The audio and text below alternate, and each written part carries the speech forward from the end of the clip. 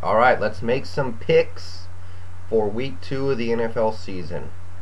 Let's just jump right into it. First off, we got Atlanta hosting Carolina. Big game. Game means a lot for the Panthers because next week they have to go into Dallas.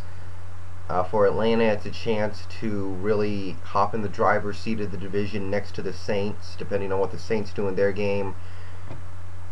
I was thinking maybe this would be a trap because I was a little concerned that so many people were hopping off Carolina. So many people were just doubting them. I thought, this sounds a little too easy, but I think over the week, a lot of people have talked them into Carolina being an underdog.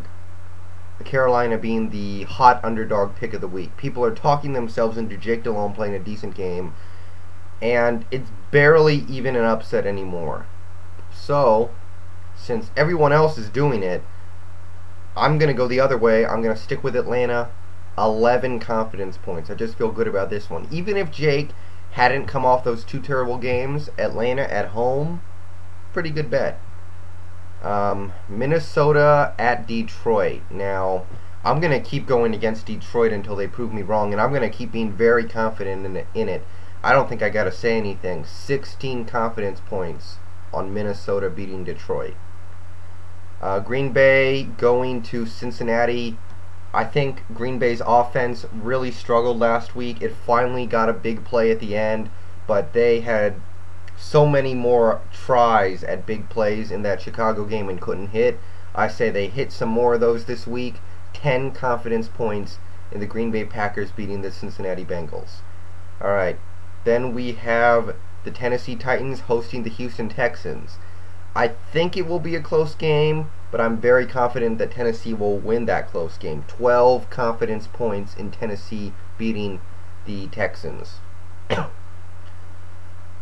Kansas City and Oakland. Oakland showed me something pretty good on Monday night. I was much more impressed with them, who went toe-to-toe with San Diego, than I was with Kansas City, who stayed with Baltimore, but it was very fluky.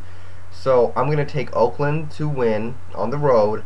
3 confidence points. I'm not that confident because I think both teams aren't that good, and I don't want to be too confident in a team that I think is subpar, but I'm going to say Oakland wins.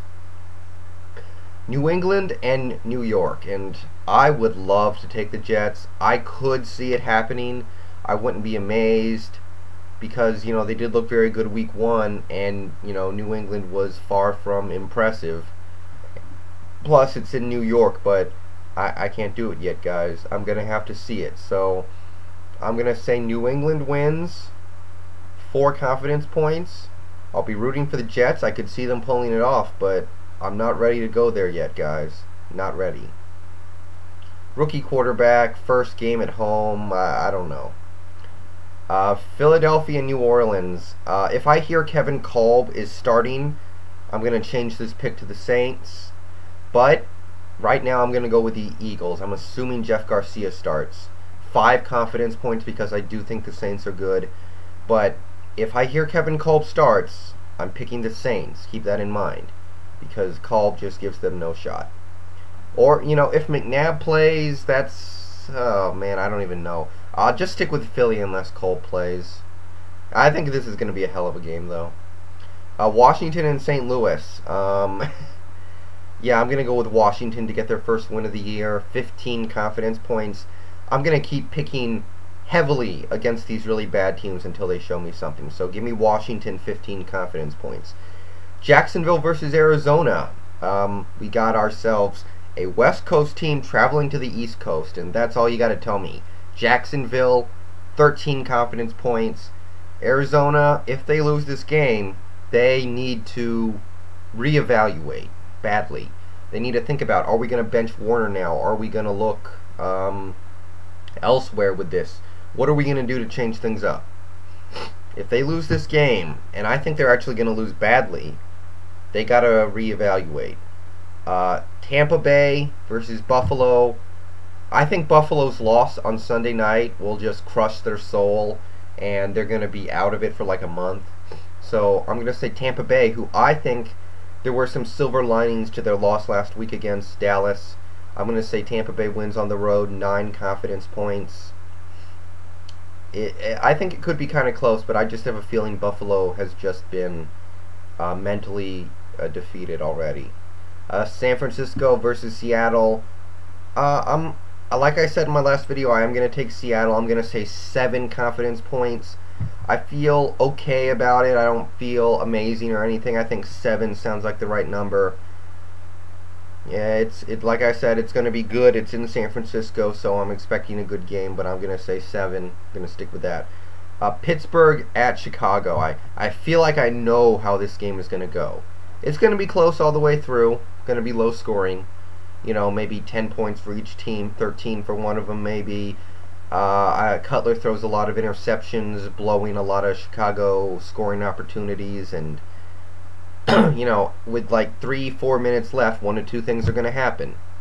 Either Chicago turns the ball over, giving Pittsburgh an easy score to win the game, or Pittsburgh's offense drives the field and scores to win the game. I feel like it's going to be one of those 2 things. It's going to be close, low scoring, neither team runs the ball well, maybe 1 or 2 big plays, probably 10 points or 13 points for each team. And then at the end, either Chicago screws up to give Pittsburgh the win, or Pittsburgh drives the field to get the win. Now, I give Chicago this chance. Pittsburgh should not be able to run the ball against Chicago, even without Urlacher. So, if Chicago can get 2 touchdowns off of big plays, that might be enough to win this game. If they can generate a special teams touchdown, or a defensive touchdown, or a long offensive touchdown, twice in this game, then that might be enough to put it away before Pittsburgh has the chance to try to come back. And I say that because Chicago's built to make big plays, really, when you think about it. I mean, special teams, they make a lot of long plays. Defensive touchdowns, they're very good at getting defensive scores. And offensively, they have a quarterback who likes to go deep when in doubt. And a lot of times that does not end well. But if he hits on 1 or 2 of those deep balls, maybe. I mean, Pittsburgh doesn't have Polamalu either. Denver versus Cleveland. Man, this Denver team looks like they're going to get a chance to start 2-0 in spite of looking like total ass. So, Denver wins at home, 8 confidence points. Just a wholly uninteresting game.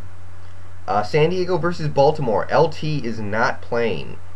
Does that matter at this point? I don't know. I think it does a little bit, but maybe not that much.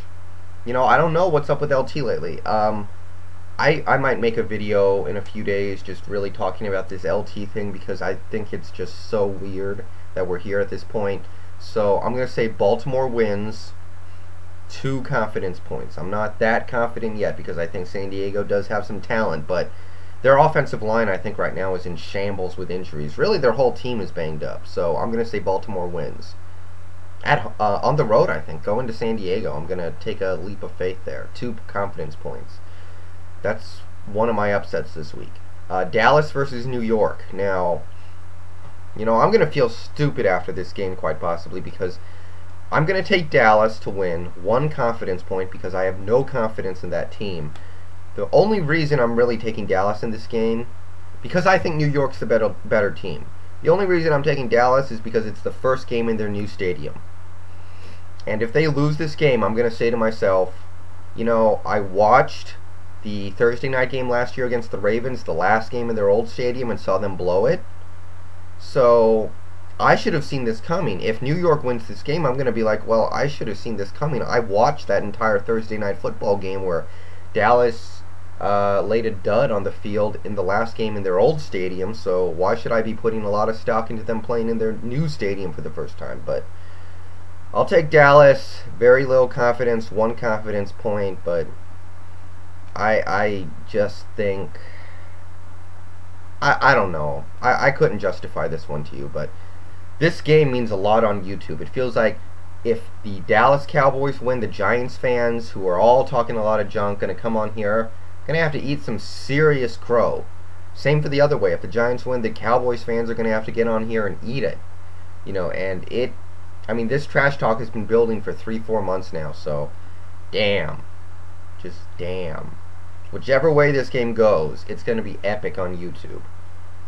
Okay, last game, Monday night, Indianapolis versus Miami. It's in Miami, but I say Indianapolis will win this game.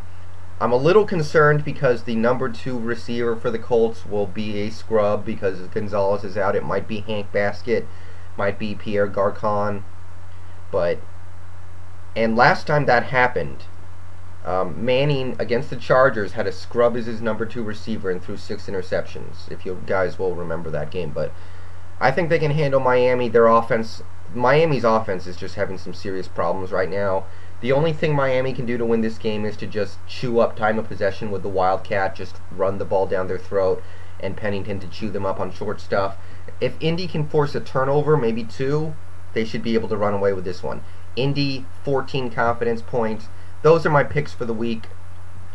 And I'm done, so see you guys later.